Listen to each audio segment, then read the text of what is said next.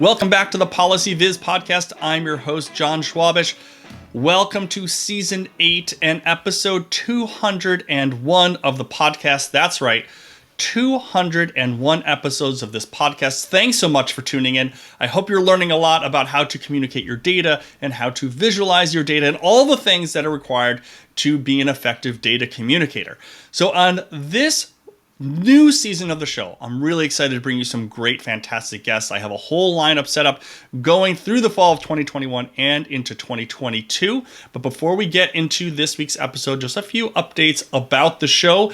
I'm still going to bring you great sound quality, great transcription of the show. I've also started to add a little bit of video content. So for the first at least few episodes of the season, you'll be able to go over to YouTube if you want and watch the actual video recording of my interviews with the guests. So if you're interested in watching the interview in addition to just listening to it, head over to the YouTube channel. It'll be a little bit different because of some of the audio editing versus the video editing, but I think you will enjoy being able to see some of the faces of the folks that I talk with on the podcast.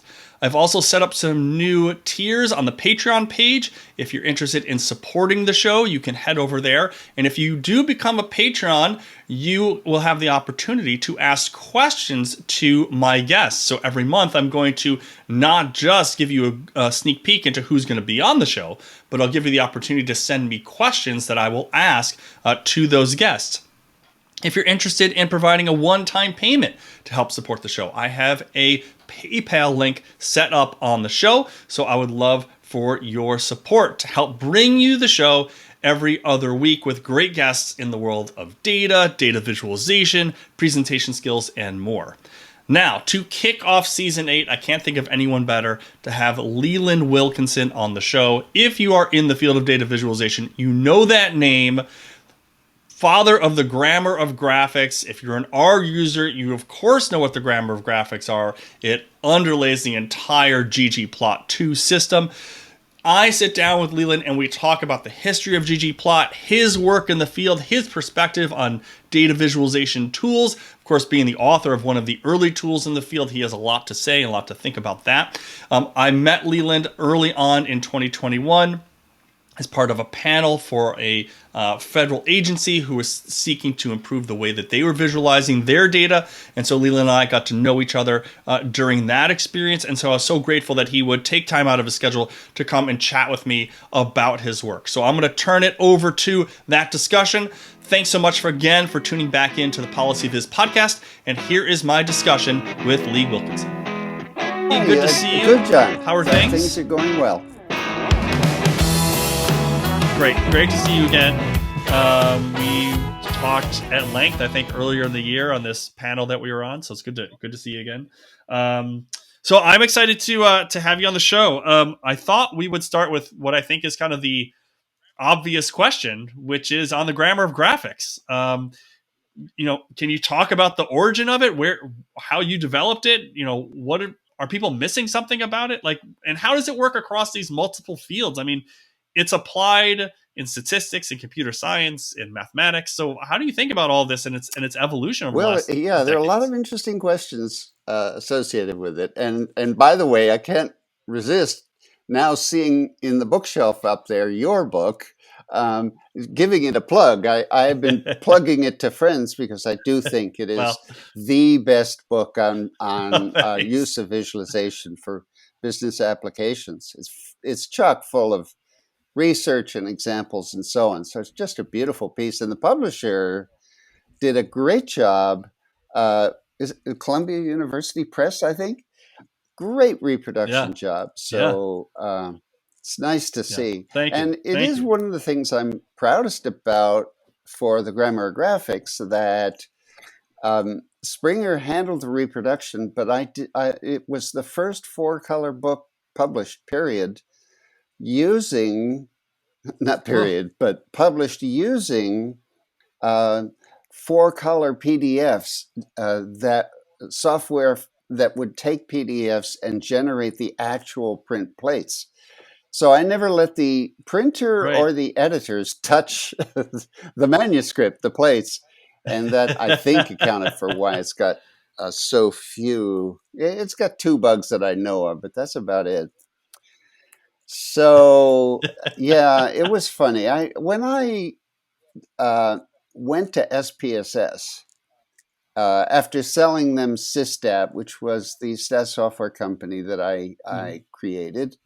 Um, I had already written a graphics package that was pretty powerful. It's not widely known now, but it was called SciGraph and it was part of SysStat. And my goal there was to create every possible scientific, at least statistical graphic I had ever seen. Because I was teaching a Mhm. course, a graduate course in visualization, statistical graphics. And I thought, well, gee, none of the software actually can do that. Yeah, they do a great job of pie charts, bar Right. charts, whatever, but they don't have things like, biplots or, even parallel coordinates were very rare back in the 1980s, which is when that came out. So I sold it to SPSS. I joined them and I met a lot of wonderful people, but basically, without going into details, certain managers assiduously opposed all my efforts.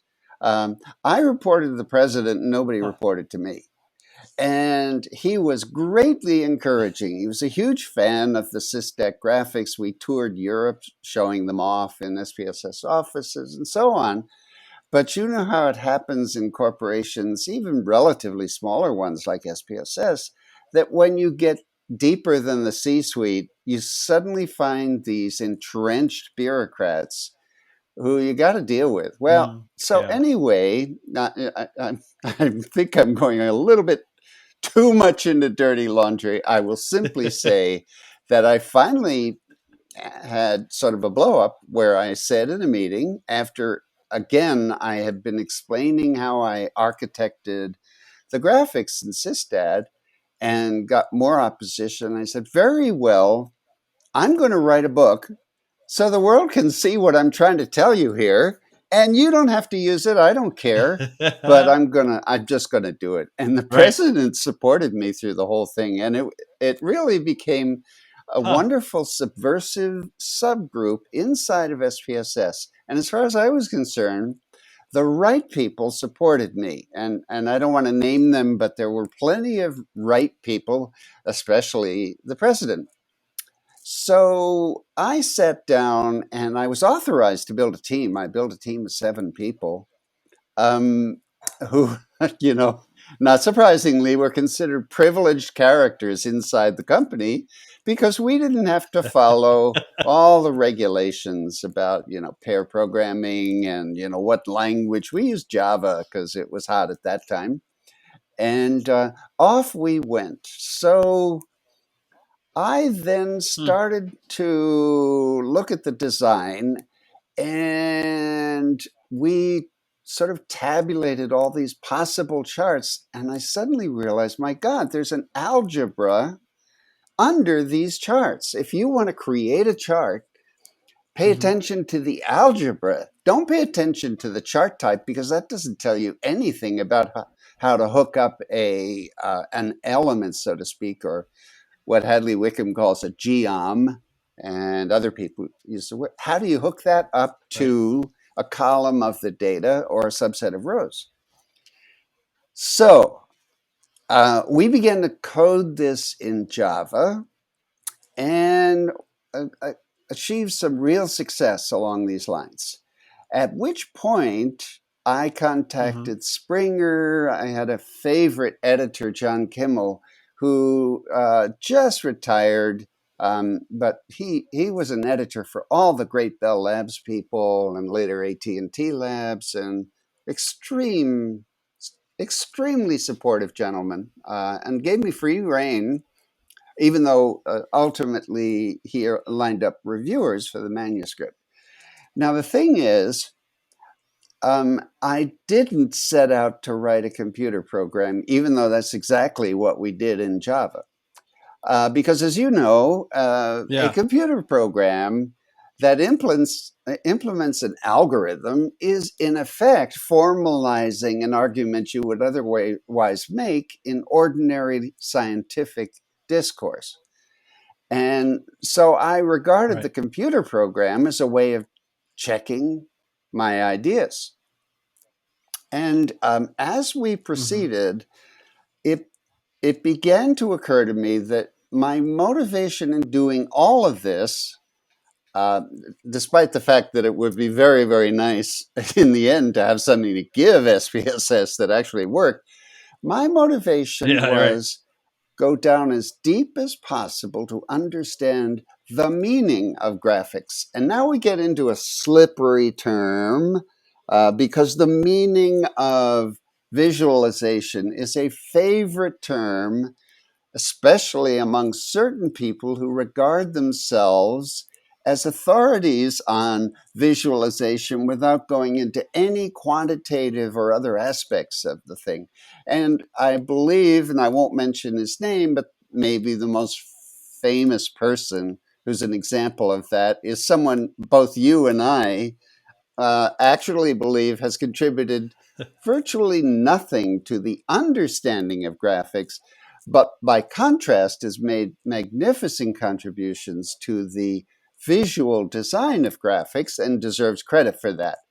But a lot of the book over the years has been to try to argue against those particularly, in the extreme postmodernist ideas of the meaning of visualization, but other varieties like, here's a taxonomy of charts, and that'll tell you something about the meaning of visualization. And my reply, and I made it pretty clear in the book, that is absolutely wrong. In other words, several people who've done taxonomies of charts, I have pointed out examples where, in fact, they're not only incorrect, they're dangerous. Along the lines of that wonderful paper you may remember, was it Dijkstra? Or go to is harmful in computer languages. From my point of view, chart taxonomies are truly harmful to the understanding of the meaning of graphics. So now let's take this idea that I evolved over writing that book to its extreme, because I believe there's a lot of work to be done today in exploiting the meaning of graphics from the point of view of a particular system to create software that does remarkable things. And I'll only point out now, and we can talk more about it later, but I've talked with, for example, Jeff Hare, one of my heroes, I'll say, in this field, because he's very adept at formalisms and languages and so on. And I've said, suppose, as I outlined in the book, you want to develop a program that reads the newspaper, finds graphs, and then translates the graphs into a spreadsheet, and then does a statistical analysis, an alternative analysis.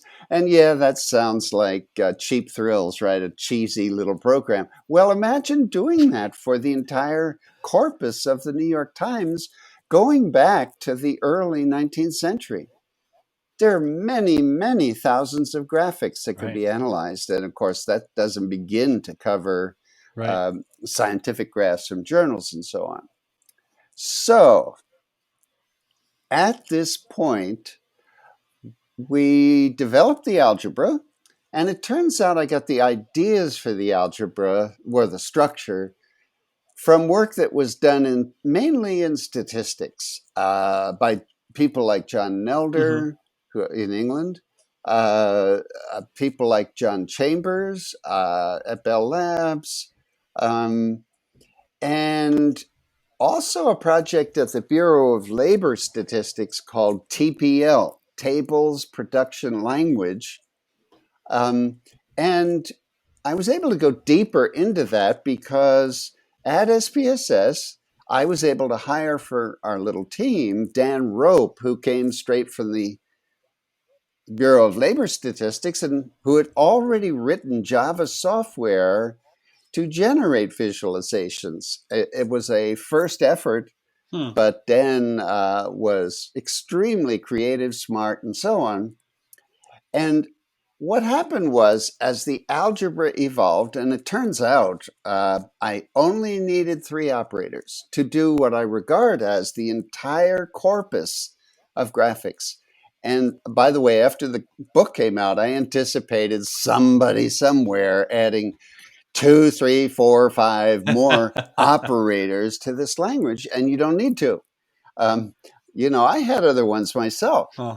But after months of work, uh, almost actually more than a year, I would throw out certain operators because I realized they were redundant. Just didn't need them. Right. So I remember certain highlights that we just were jumping up and down when this happened, some of them. Namely, we had developed all sorts of scatter plots, even pie charts, bar charts, etc., using the algebra and a renderer which incorporated a number of graphical elements and features, topological types of features. And then we started to get stuck with certain graphics. And one of them was a scatterplot matrix. Now, if you think about a scatterplot matrix, you could write one pretty trivially by making 2 iterators, embed one iterator inside another, and just iterate all the way through all the possible subplots. And then all you do is position each of the subplots in the right place. That's trivial. And you got a scatterplot matrix. But that doesn't fit the algebra that I designed. It's just, it's not incompatible, but it's just like irrelevant to that algebra. And I was struggling to find out a way. And Dan Rope and I sat there. I'd say we worked for maybe 2 months on that problem. And all of a sudden, wow, I looked at a symmetric scatterplot matrix and I said, oh my God, this thing is a classic quadratic form. If you think about it in matrix terms, it's X transpose X. And therefore, it's a product term. And I bet if Dan codes the product properly, and I'll mention basically how we did that. But if he codes it properly, out should pop a scatterplot matrix. And by God, it did. I mean, we just were blown away without doing anything about positioning the plots or specifying how big or small they were. We made a scatterplot matrix, and the examples in the book, which basically says list of variables is X columns, asterisk, which is the product term, X. And you type that into the program and out pops the scatterplot matrix. Now, the other benefit of that is you then embed in that expression, because the algebra is only 1/7 of the grammar of graphics. You embed in that expression what I called elements, but I kind of like geoms even better as a descriptive term, so that then you can say, good, I've got a product of frames. In this case, it's a symmetric product, or although it's trivial to make it X asterisk Y and do a rectangular blom. Now just go ahead and grab anything you want: line, area, interval, point, and you just put it in there and it plots in the proper place in the scatterplot matrix. So now you have a system where if you go to the fairly state-of-the-art systems, at least at the time, things like Sigma Plot or SPSS graphics or SAS graph, you had a limited number of things you could put in a scatterplot matrix, in some cases mainly just a set of points. But I was able to show numerous examples of, a SPLOM with points and then joint confidence intervals on those points, either using ellipses from a normal assumption or using kernels from a non-parametric approach. Yeah. So there were other breakthroughs like that where I thought, don't put, as some people have written, a bag on the side. There was a wonderful book on the development of the Wang computer system back in the days. It was the world's first word processor. And they used to joke, the people on that team at Wang joke about how the IBM programmers, to do the same word processing type of function, would hang a bag of shit on the side of the program. Make an exception. And I refused to make any special cases in the book. So then that took care of the algebra.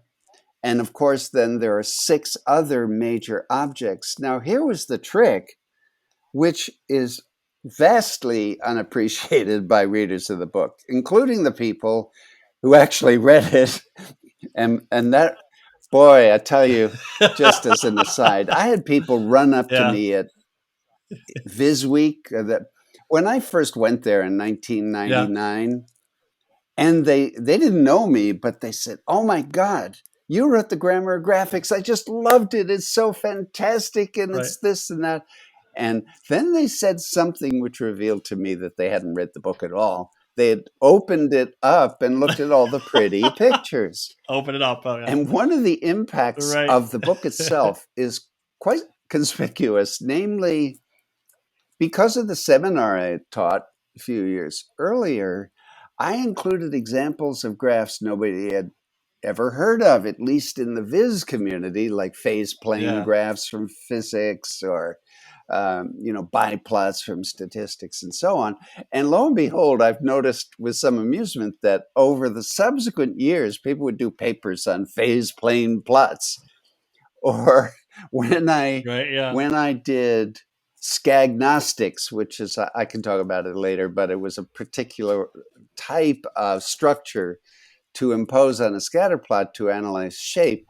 And then I started to see papers coming out, and by the way, I introduced that in the grammar of graphics, but only in a single page or two.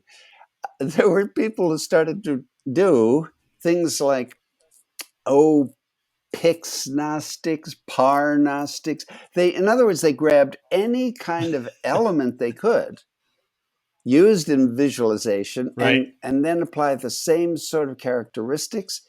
But that sort of misses the point that Scagnostics took his idea was about point sets in high-dimensional spaces, that is actually 2D subspaces of high-dimensional spaces, and you couldn't just apply the same ideas to willy-nilly anything.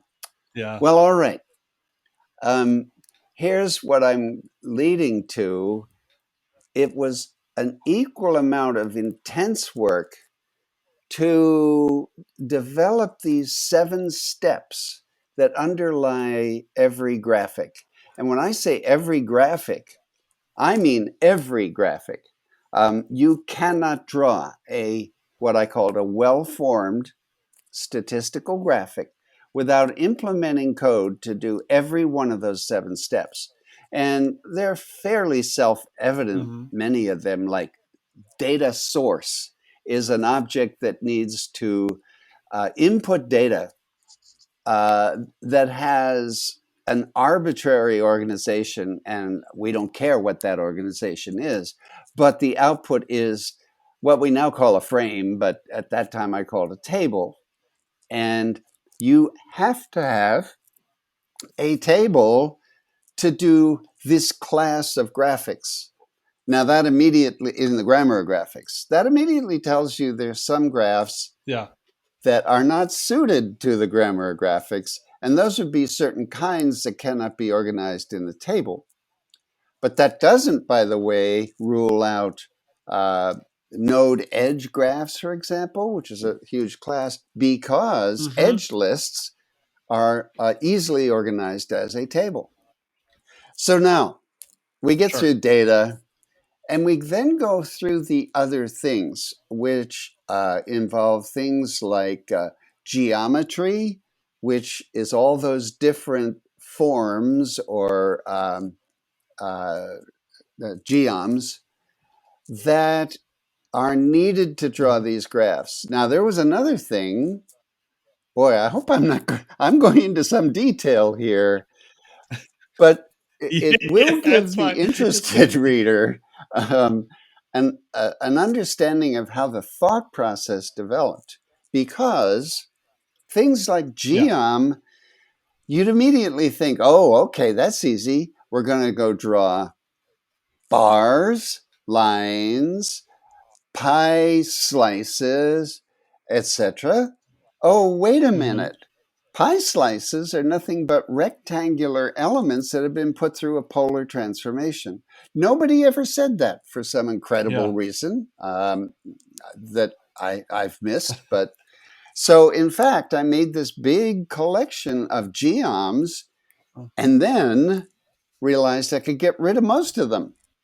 And all you need is about, whatever, 10 of them to draw anything that appears in, journals or newspapers or whatever.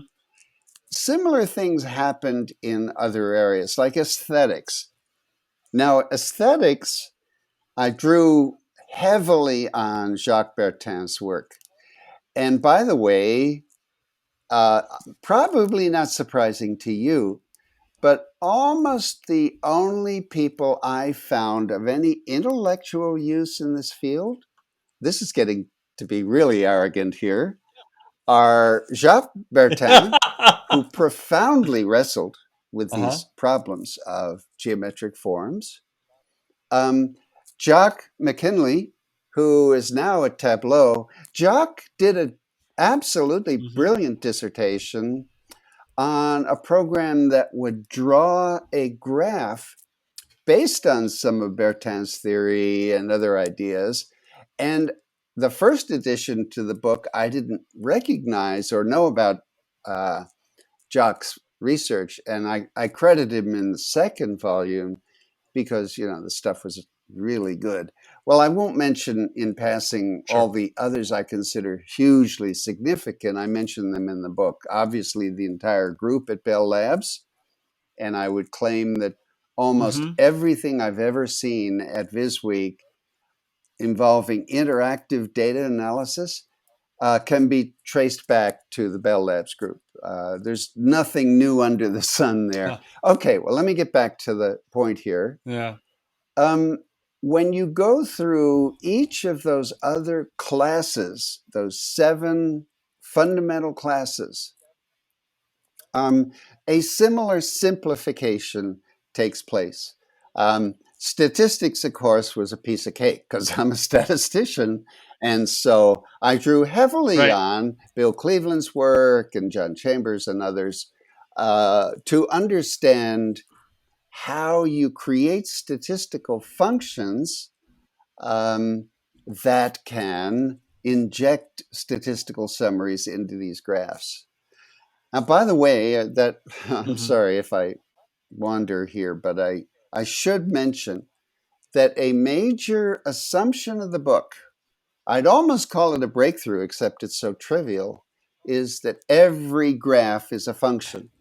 Now, that's high school algebra, at least if you learned it after the new math and not back in the 1950s. But the fact is, when you understand that every single graph, and I'm talking about everyone in the book, and everyone anybody draws at VisWeek is actually a function, and so it can be expressed as a function, suddenly, again, you get this huge simplification. And that's what statistics does. It exploits just a tremendous number of statistical functions that do things like regression lines or kernel smooths and so on, and are able to inject themselves into what I call the frame that contains the actual graph. Now, you'd think we're done there with everything you need now to make the graph, short of having a renderer, which is very important. You have to write one of those, but that's not Right. hard. In Java or C++ or even Python, there are plenty of renderers you can draw on. But I thought of coordinates. My God, pie charts require coordinates. Those aren't statistical functions. Those are Mm-hmm. simply you generate, and that's chapter 1 in the book. You generate a bar and run it through a polar transformation, and now you got a pie slice. All right, so now we're done Yeah. with 7 elements, and presumably you've written all 7. And here's what people missed who read the book, who think that it's all about charts. It's a total order. Some reviewers of the book completely ignored this as well. I said it was a total order, and that there is no other way to execute those 7 objects except in the order I printed in the book. And that's the order we used in the software. I'll give you a quick example. The people at Tableau, for example, but other companies as well, who implemented the grammar graphics as the basis for their engine, and by and large did a really good job, didn't believe me when I said it's a total order. So when I got to Tableau, Yeah. I did a document for them evaluating, since I was so-called VP of statistics, I evaluated the accuracy of the statistical routines, etc. One test I did surprised Mm-hmm. me a lot. I did a scatter plot, and I fit a regression line in the scatter plot. Did a beautiful job. Now I went back, because Tableau allows you to do this. And in the book, I describe how to do this. I decided to log the x-axis and log the y-axis. Now, if you do that, Okay. the regression line that went through all the points needs to adjust to the transformation.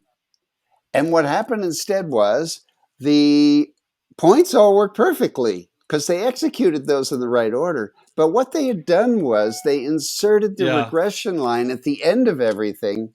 And now the regression line didn't realize, wait a minute, I'm in log space. And it flew right Yeah. off Right. to the top of the chart. And they were Off the quite top. Yeah. disturbed by that, justifiably. And I worked with them to help them realign the order things were executed in.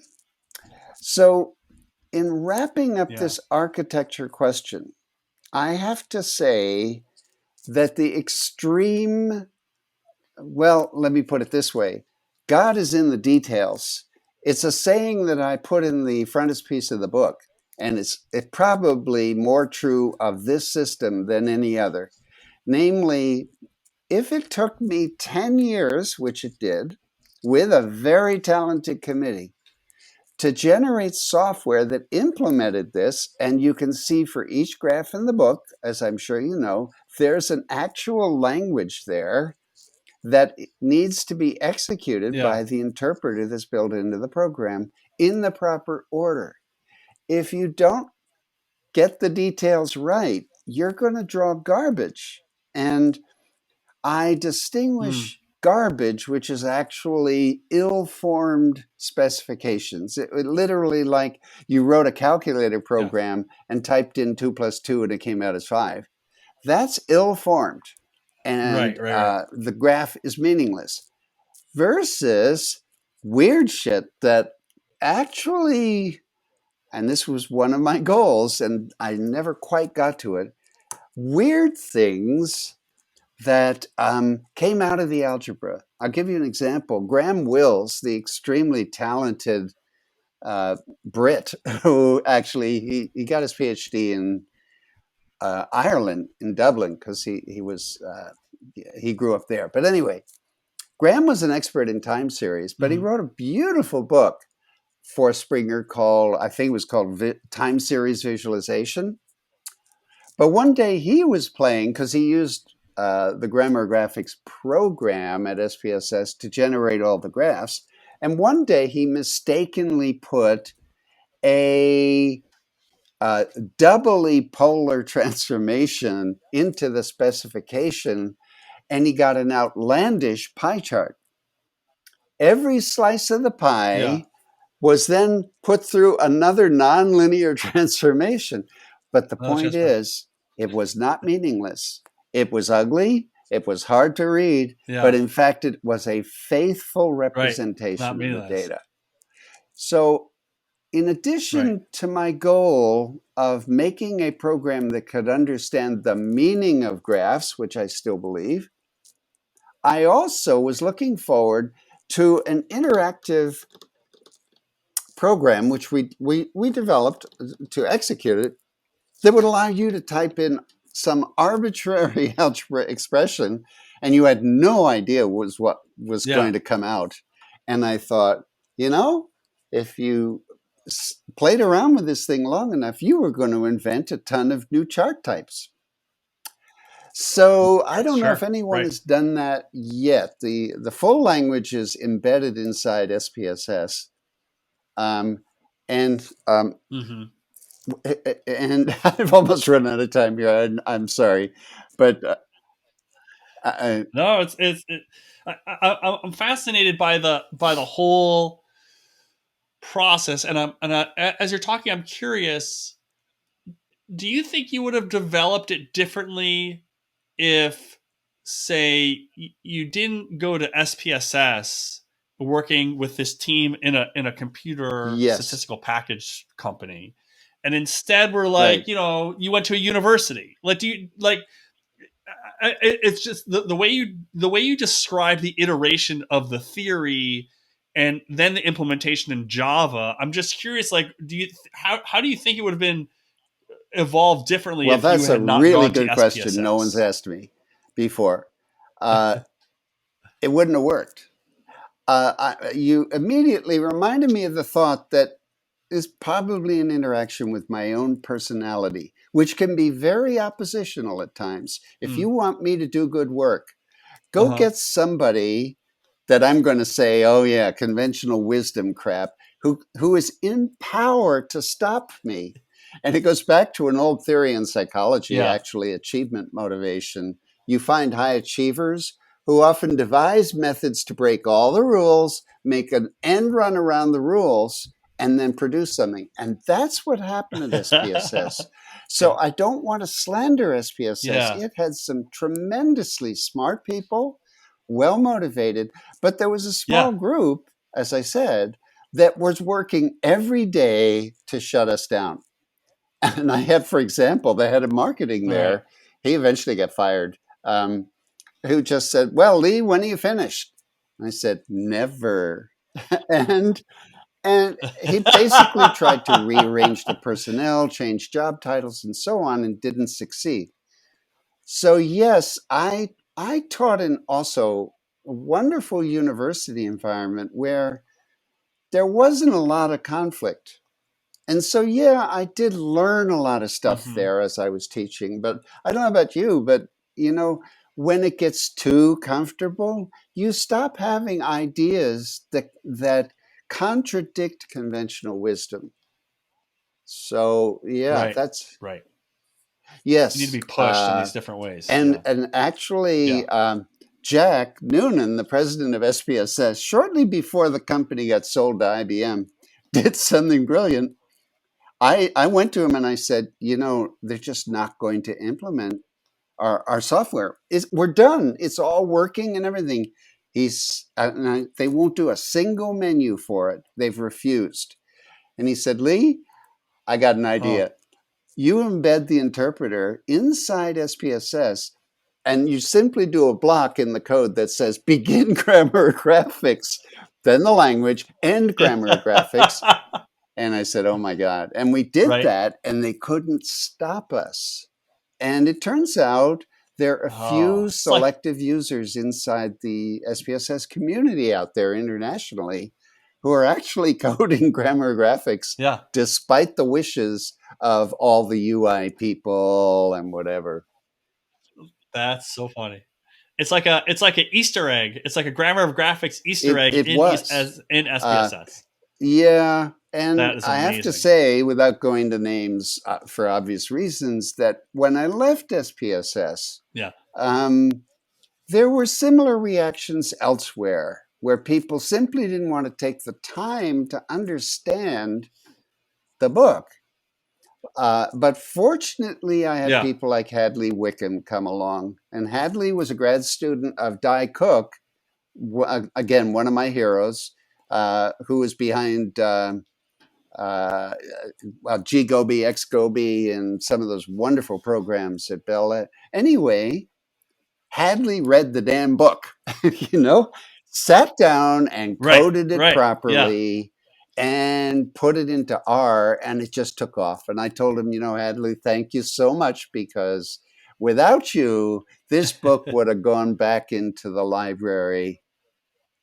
And Right. ironically, and I think in large measure due to Hadley, the damn sales of the book have increased every single year over the last 20 years.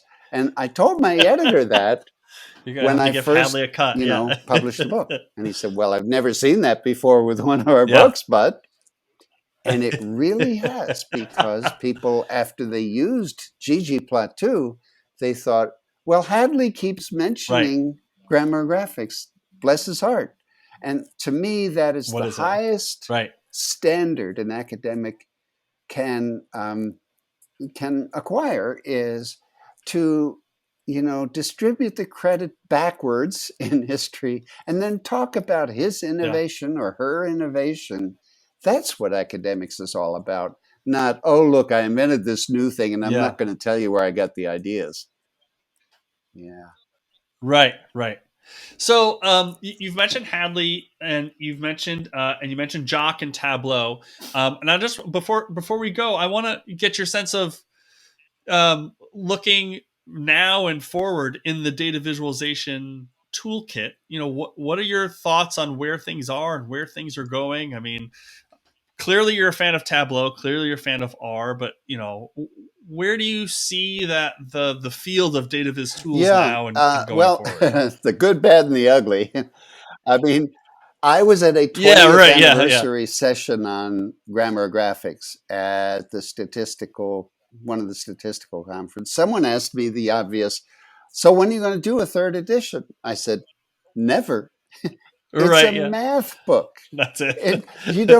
It's not, well, if I made a bug, you don't need, obviously I got to fix it. But you don't add to a theorem that is designed to cover, X, Y, Z, and then sort of just change it willy-nilly into a new quote theory. And, one of my gripes with at least the Viz community version of computer science is like using words like scientific, theory. I mean, give me a break. Those aren't theories. They're interesting observations about the world, very useful, but please don't try to dignify them by calling them a new theory of visualization. They're not. That's why I was quite confident that when people finally read the book, you were going to see spin-offs. And I have to say, the Ant group in China, this bunch of, I swear they're teenagers, but they've been going lickety-split developing a JavaScript grammar graphics program. And there, of course, is Hadley, and then the groups at Python and elsewhere who've done other stuff. Yeah. Now, I've already alluded, so I won't say much more about one of my big gripes about InfoViz, or now VizWeek, is that they get too easily impressed with high school math. My daughter is a pure mathematician. My son-in-law is a pure mathematician. And I sort of feel like the VP candidate who said, I know John Kennedy, I knew John Kennedy, you're no John Kennedy. Well, I'm sorry. I have spent enough time asking mathematicians, what do they think? How do they, and this and so on. And whenever I bring up some topic where it's, some InfoViz paper that has 3 pages of symbols or algebra or whatever, the pure Right. mathematicians look Yeah. and say, that's high school math. That's not mathematics, And there's nothing wrong with applied math, but don't try to impress me by using Yeah. so much math that you make it hard for me to understand what you're actually saying. So I've reviewed papers for InfoViz where I looked at a particular new quote graph and I said, congratulations, you've designed the first graph I've ever seen. This is really snotty. I'm sorry. I apologize. But first graph I've ever seen that made it impossible to see the 3 clusters in the Fisher-Anderson iris data.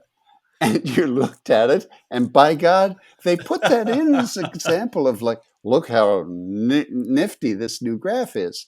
Well, no, unless you can show a real. Right.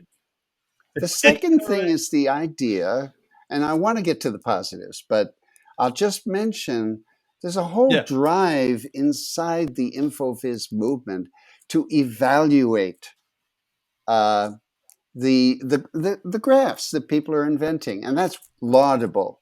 The only problem is Right. there any psychologist who looks at those quote experiments knows right away, sorry, those aren't experiments. They're not even randomized. You don't even know the basic Yeah. experimenter effects. Go read Robert Rosenthal and Yeah. to learn about this.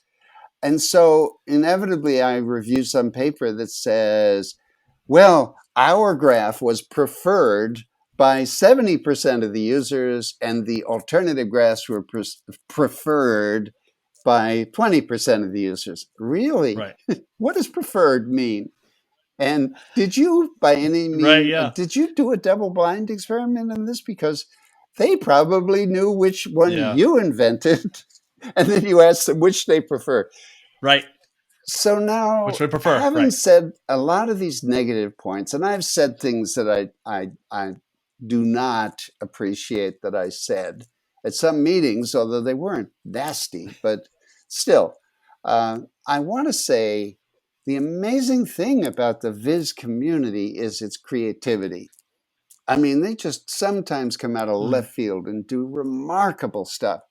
And so when I consider things, by uh, Tamara Munzner and Jeff Hare and Martin Wattenberg and Mariah for another, though I didn't know her work as well until we had our committee session.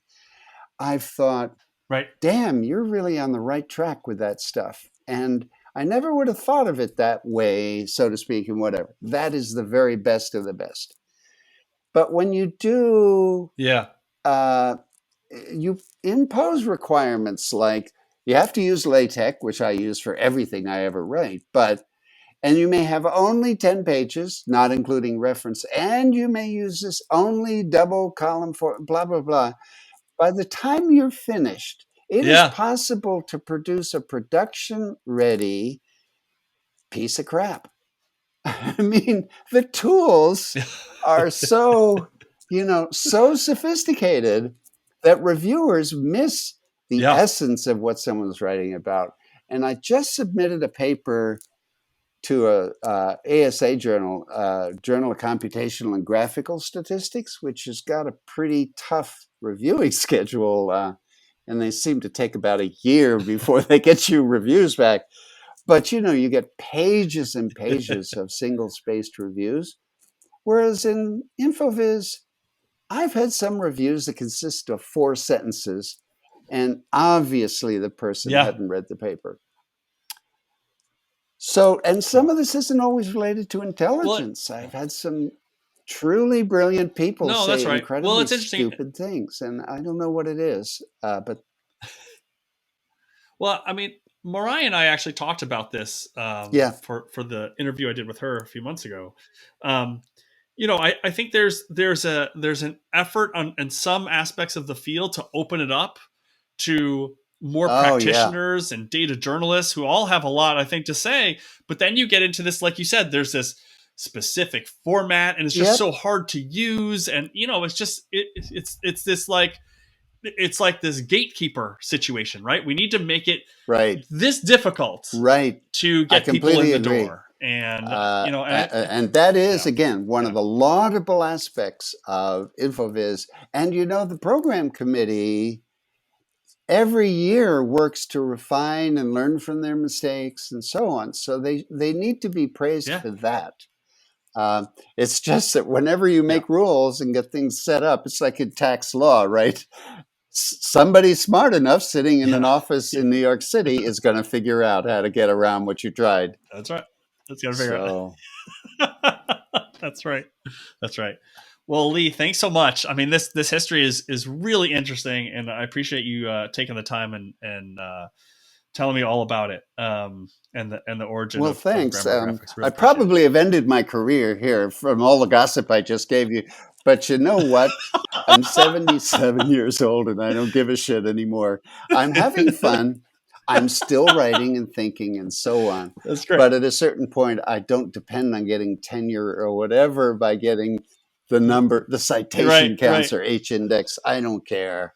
But I've met so many, just brilliant people. And I was delighted to meet you on that committee, who really are passionate about visualization. And it's gonna be a great future. Yeah. On that Terrific. note, we'll close up. Thanks so much, Lee. I appreciate it. And thanks to everyone for tuning into this week's episode of the show. I hope you enjoyed that interview with Lee. I've put all of the links to the things we've talked about in the show notes page, so go check them out. If you would like to be a financial supporter of the show, please head over to my Patreon page, or to make a one-time donation, head over to PayPal. So until next time, this has been the PolicyViz podcast. Thanks so much for listening.